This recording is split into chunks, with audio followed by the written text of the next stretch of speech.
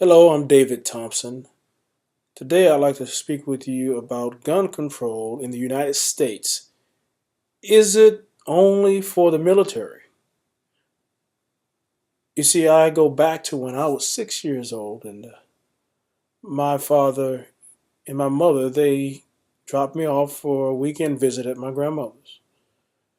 Later on that day, something very tragic happened. You see, my father, he had succumbed to become a victim of random violence. There was a man in the neighborhood who had a history of mental illness, and he had just been released back into the care of his wife. And he decided to get his gun and go out and shoot it in the air near the playground full of children. Well, of course, being a father and being a responsible male in the community, my father decided that he would engage the man in a conversation that would hopefully dissuade him from firing the gun near the children. Of course, the man said that he wouldn't, and he proceeded to go in the house. And as my father walked away, he called out to him. My father turned around and he opened fire.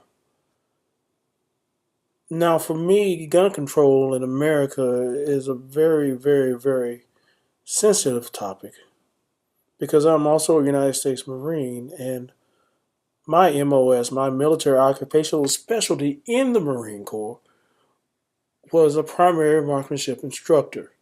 So I trained Marines how to survive utilizing the M16A2 service rifle and the 9mm Beretta and 45, the Colt 45 hand pistol. The problem I have with gun control in America is we don't have any. You see, there are people in America who have mental illnesses that shouldn't even be allowed and aren't allowed to even own a driver's license, yet they are afforded the same rights and opportunities as someone who is sound in mind to own a weapon. I want to be clear on this discussion that I am in no way saying that people should not be allowed in America to bear arms. What I am saying is that there should be policy in place that simply deters people who haven't passed a certain amount of checkpoints in their life to have access, legal access to weapons via online or in retail store purchases. Now, the legal theory of bearing arms in the United States actually comes from the Second Amendment of the United States Constitution. The Second Amendment of the United States Constitution does not establish the right to keep and bear arms. None of the provisions of the Constitution establish any natural rights. The rights to keep and bear arms is a natural right of an individual under the theory of a democratic government. So, democracy, the theory of democracy, says that we should have certain freedoms and inalienable rights as citizens of the United States. Now, the military and militia and law enforcement rights to bear arms in America are part of the Second Amendment. The Second Amendment also recognizes the right, power, and duty of able bodied persons to organize into militias and defend the state. Now, able body is not just talking about sound body, but sound mind. Even back then, it was understood that a person who was quote unquote listed as a lunatic should not have access to a weapon for their safety and the safety around them. It effectively also recognizes that all citizens have militia and police powers, and the able-bodied ones, the militia that is, also have the military and police duty, whether exercised in an organized manner or individually in a crisis. Now, the idea was that the government itself, its control over the people, its regulating powers were not very stable at that time. Everything was so new that the people had to have the ability to band together to protect themselves from totalitarianism and other factions that could come into play as they had experienced over in Europe, which is what they came to America to get away from.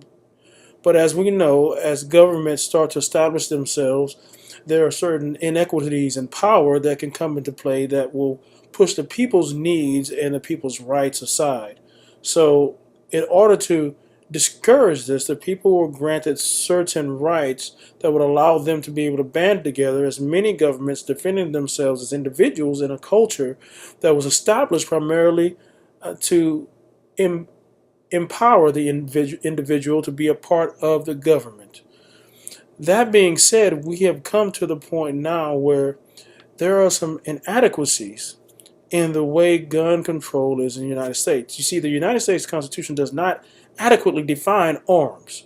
When it was adopted, arms included muzzle-loaded muskets and pistols, swords, knives, bows and arrows, and spears. Now, in America, fast forward to modern times, the distribution of firearms in America, well, it's rather alarming. When you think about civilian abuse of the rights of to bear arms, it's unbelievable that folks literally have an armory worth of weapons in their own homes in a lot of cases. You see, in America, there are approximately 270 million firearms possessed by civilians, and only 897,000 of them carried by police officers, and approximately 20% of the gun owners own 65% of all guns in the United States. You know, the Federal Bureau of Alcohol, Tobacco, and Firearms reported that 5.5 million new firearms were manufactured in America, yet 95% of those were manufactured and sold for the U.S. market. That is alarming in itself because what is it about our freedoms that give us this notion that it is okay to have so many weapons? Now, military gun control. You see, in the military, there is gun control. No one in uniform is walking around freely bearing arms. As a matter of fact, when you use your weapon, you go to the armory and you check it out for a specific purpose, and that is never in conjunction with the rounds that actually go into that weapon. And it is usually around a training exercise. Even when we go to combat, in combat situations, much of our rounds and our armament are housed in a place designated for easy access in case of emergency.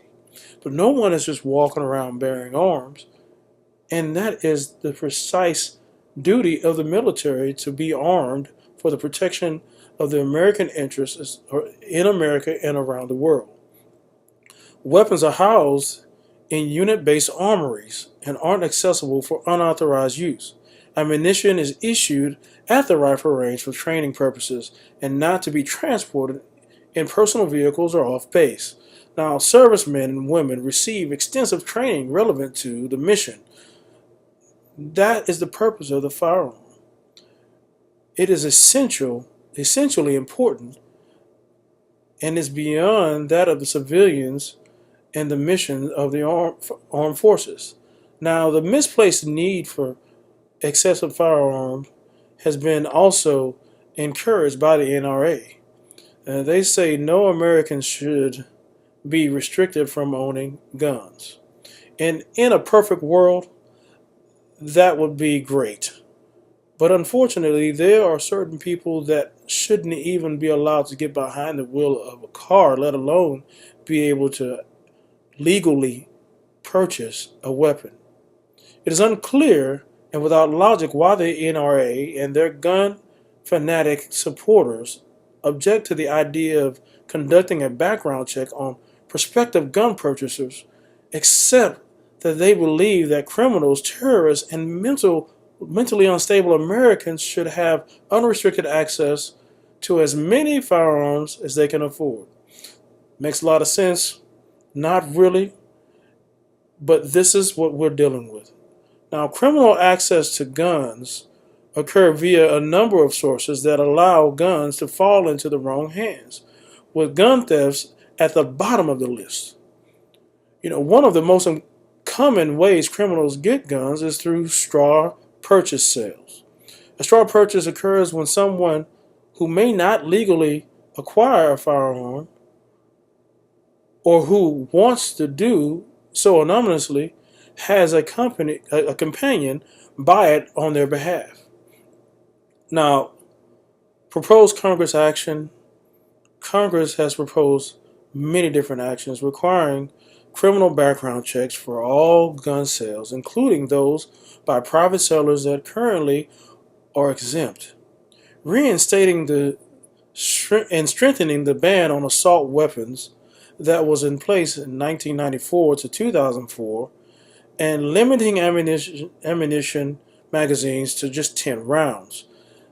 This is not too much to ask. When you think about all the children that have died senselessly at the hands of fanatics, crazy men, and mentally unstable adults and children, how much is enough? How much is too much to ask to get government regulation? After all, the very definition of government in the republic is to regulate, not to control, but to regulate these freedoms that we've come to know and love.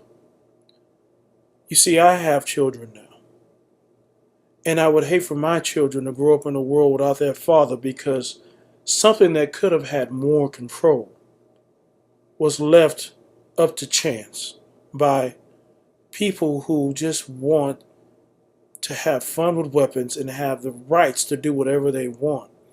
Freedom is not free. Freedom comes at a great cost.